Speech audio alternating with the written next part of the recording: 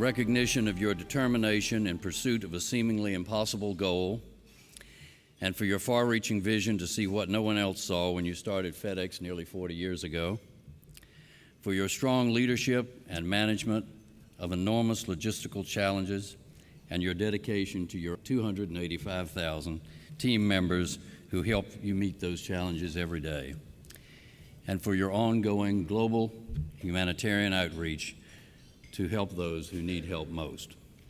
Frederick W. Smith, it is my honor to present to you the George C. Marshall Foundation Award for 2010. Thank you very much.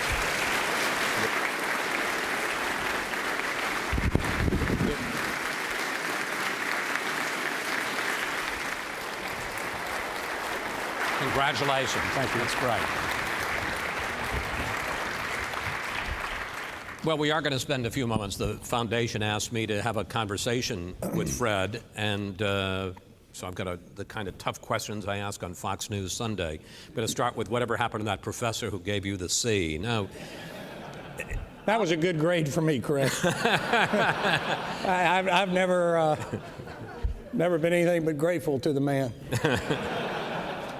Obviously and fortunately, no one must now deal with the extraordinary challenges that Marshall faced, first winning a world war, rebuilding Europe, saving Western civilization. But what do you think are the lessons from Marshall that we can apply today?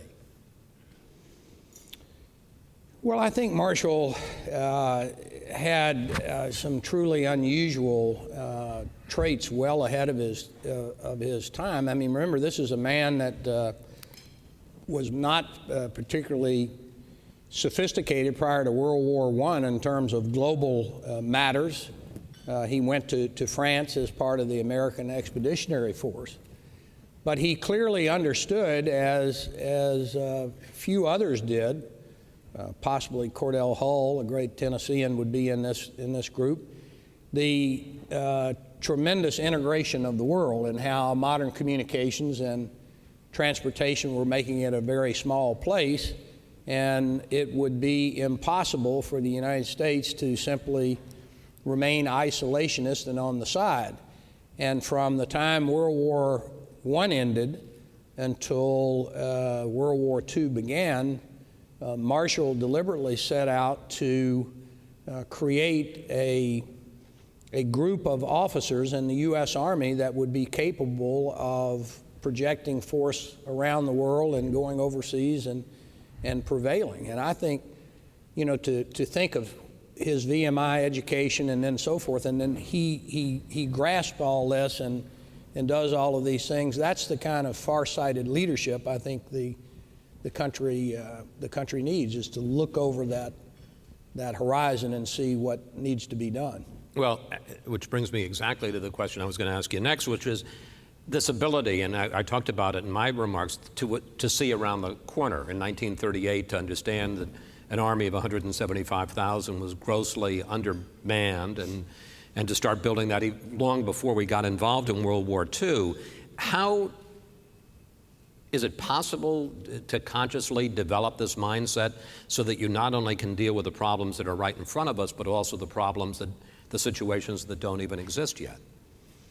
I think some people just see things that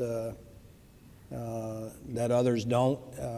There was a great professor at your alma mater, I hate to say it, Rosabeth Moss Kanter, and Professor Kanter used to describe it as kaleidoscope thinking, that you look at something and it's a pattern, and then you turn the kaleidoscope and it's another pattern and it's meaningless, and all of a sudden you turn the kaleidoscope and there you see something that nobody saw before. I mean, clearly, lots of people fit into that category. I mean, Steve Jobs, you see it, you know, with the products that he's come out with, and Bill Gates and so forth. I just think that General Marshall in his field was able to synthesize all of those things that he learned in France and the experiences that he had in the Army to understand the great crisis that was ahead and to prepare for it uniquely.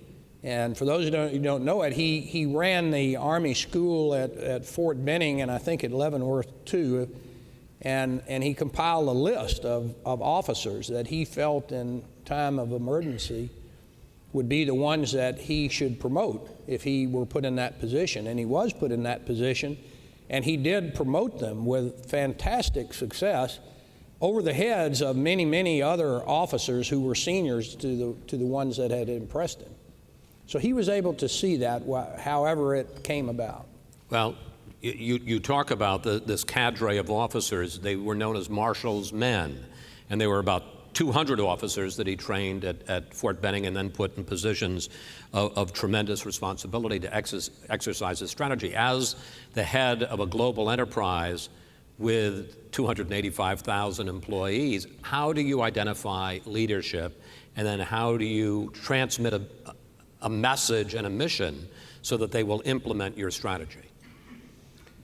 Well, I think there are three kinds of people who are in positions of authority or potential authority. One are people who basically should not be put in positions of leadership. And that doesn't mean they're bad people.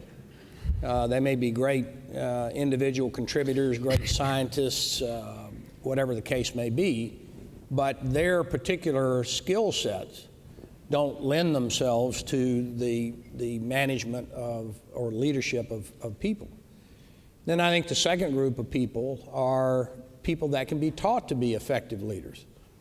And the Army and the Marine Corps and many other institutions understand exactly what those traits are that are necessary for someone to be an effective leader or manager. And they can train people to do that, and we do that at FedEx in what we call our Leadership Institute. And we produce many, many very effective people through those systems. And it's not a mystery as what you need to do. You simply have to make sure that the person has the traits that allow them to do that. And we have a process that does that, as do all these other institutions. But then there's a third category. And the third category is the transformational leader.